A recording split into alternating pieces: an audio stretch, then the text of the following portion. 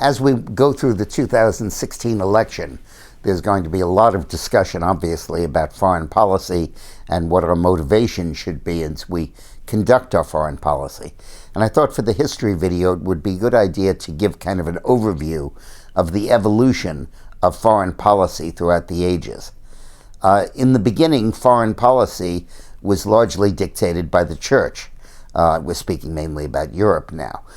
Nations acted according to their religion, not according to their national interest. And this reflected the Protestant Reformation and the desire of the Catholic Church to keep its monopoly on Christianity.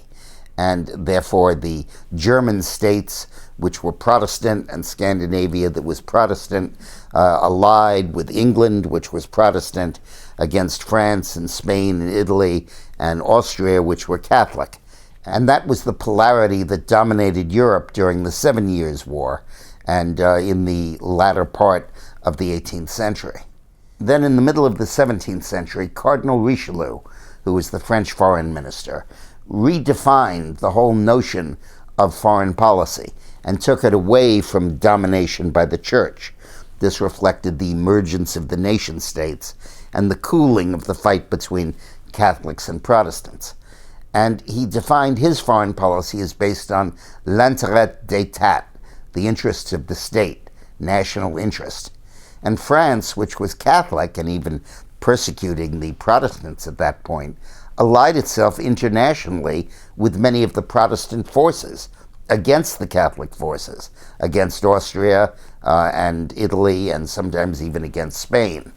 And it became the national interest that dominated, which was a whole new concept. Rather than base it on religion, base it on the geographic entity of the nation state.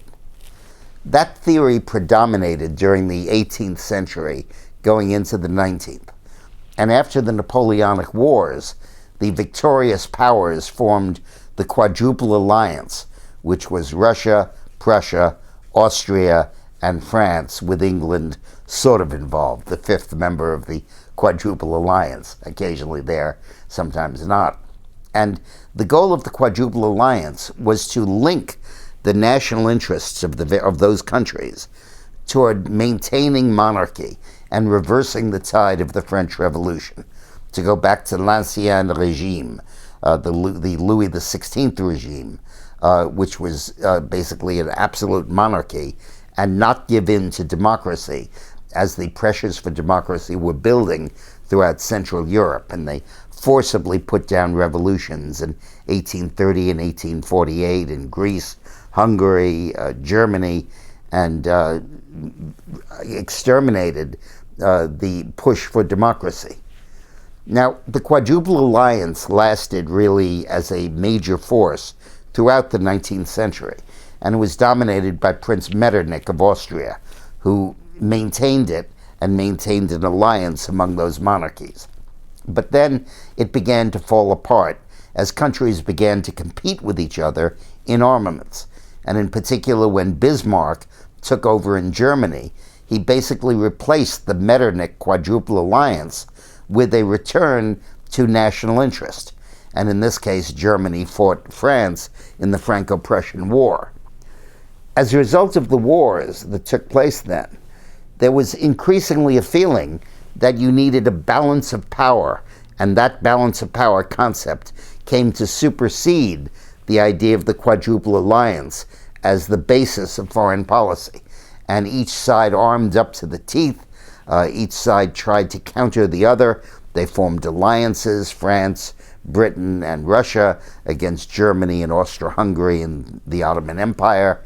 And all Europe was divided into this balance of power.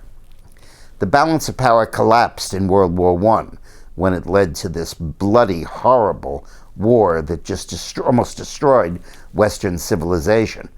And that led Woodrow Wilson from the United States to say that we wanted to supersede the balance of power, that the peace could not be maintained by the balance of power and terror, because you needed instead international law, where the collective wisdom of all of the peoples of the world would unite against aggressors and force them to live as countries just like people have to live in society bound by laws. When the Cold War came, yet another doctrine superseded the international law doctrine, and that was collective security. No longer the balance of power, but countries formed together in groups like NATO, alliances, where an attack on one was considered to be an attack on everybody. And peace in the world was maintained not by a balance of power, but by a balance of terror, called mutually assured destruction, MAD, where nobody would launch a war because it might obliterate the entire planet. And then after the Soviet Union fell, we have no coherent doctrine as to how foreign policy ought to work. There are still the people who believe in national interest predominantly, and I think I'd put Trump into that category. There are the people who believe in the international rule of law, and I'd put Obama and Hillary into that category. There are many who still believe in collective security through alliances, and we really have to see what comes out, particularly as Trump mounts his challenge to the conventional wisdom that has dominated our foreign policy ever since World War II. Hope that helps. Thanks for watching.